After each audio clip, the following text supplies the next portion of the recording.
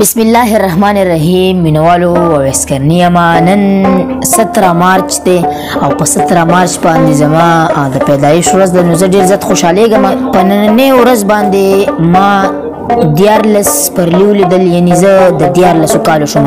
دا به تاسو وینئ دا زما خور ده او دا ما د وړوکي غونته پروګرام دی کړی دی.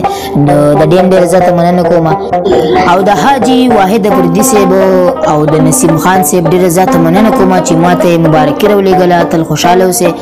دا څو شعرونه د واحد افریدي صاحب ته او نسیم خان ته او زما د وړې خور ته او تاسو ته یې ډالۍ وي چې د خپل کلي نه تر ښاره لرې تللی یم، چې د خپل کلي نه تر ښاره لرې تللی یم، د محبت له کاروباره لرې تللی یم او نم مې الټه کړو الف مخکې ترېنه ښه وجړل، نم مې الټه کړو الف مخکې ترېنه ښه وجړل. زه د باګرام او کندهاره لرې تللی یم او زما د فن او کار ستاینه خو چا ونه کړله، زما د فن او کار ستاینه خو چا ونه کړله. بې له تمثیله له کرداره لرې تللی یم او ما وی راستون شه هغه داسې راته وویل چې ما ویل راستون شه هغه داسې راته وویل چې زما نوازه زما یاره لرې تللی یم.